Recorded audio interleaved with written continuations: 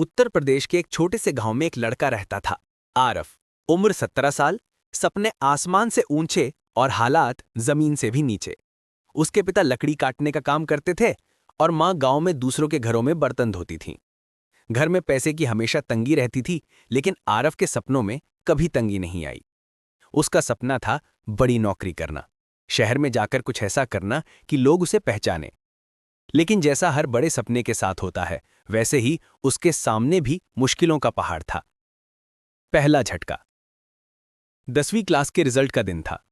सारे दोस्त फोन चलाते हुए अपनी मार्कशीट का स्क्रीनशॉट भेज रहे थे। किसी के 80%, किसी के 85%, किसी के 90%। आरव ने मार्कशीट खोली, 56%। सबका ताना शुरू, इससे कुछ नहीं होगा भाई, तू तो गया, तू पढ़ाई छोड़ दे, मजदूरी कर ले। लेकिन उसके अंदर कहीं एक आवाज थी कि नहीं, मैं कर सकता हूं। वही आवाज उसे रोज पढ़ाई की तरफ खींचती थी। वक्त की मार। एक दिन उसके पिता जंगल से लकड़ी काटकर लौट रहे थे, तभी उनका पैर फिसल गया। बुरी तरह चोट लगी। डॉक्टर ने कहा, कम से कम 6 महीने तक काम नहीं कर पाएंगे। घर की कमाई ठप, दाल चावल खरीदना मुश्किल। माँ रोती थी, पिता दुखी रहते थे। आरव चुपचाप रात को छत पर बैठकर आसमान देखता और सोचता, क्या मेरी वजह से ये सब ठीक हो सकता है? फिर उसने खुद से वादा किया, अब बस, जितना हो सकेगा मैं खुद करूंगा। और वो काम करने निकल गया। कभी दुकान पर सामान ढोना, कभी खेत में मजदूरी, कभी बच्चों को ट्यूशन देना। दिन भर काम और रात में पढ़ाई। लक्ष्य बड़ा था। आरव ने फैसला किया कि वो सरकारी नौकरी की तैयारी करेगा। लेकिन पढ़ाई कहाँ से? कोचिंग के पैसे तो थे नहीं। उसने गांव की लाइब्रेरी से पुरानी फटी किताबें उठाईं। नेट चलता नहीं था, लेकिन गांव में एक साइबर कैफे था जहां 10 रुपए में 1 घंटा मिलता था।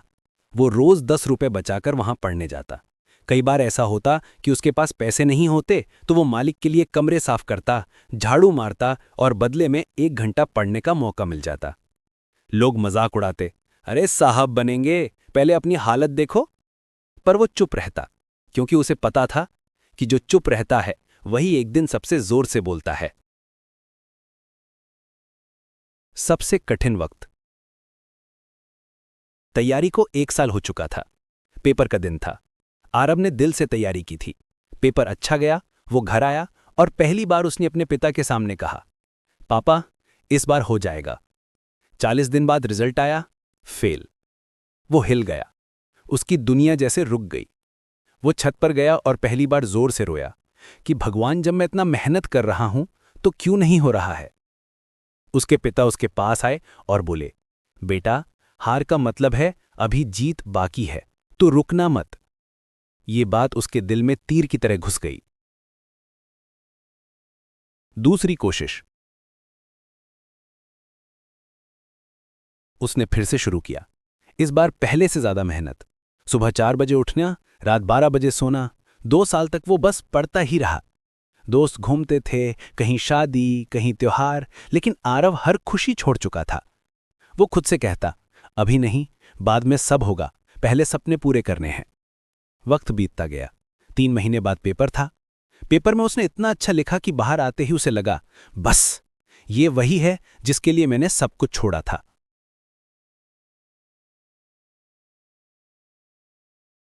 रिजल्ट का दिन। सुबह 6 बजे रिजल्ट आने वाला था। उसने फोन खोला, साइट खुल नहीं रही थी। हाथ कांप कर रहे थे, दिल धड़क रहा था। माँ पिता उसके बगल में खड़े थे। 10 मिनट बाद साइट खुली। उसने रोल नंबर डाला और स्क्रीन पर लिखा आया, कॉन्ग्रेचुलेशंस, यू आर सिलेक्टेड। माँ जोर से रोने लगी।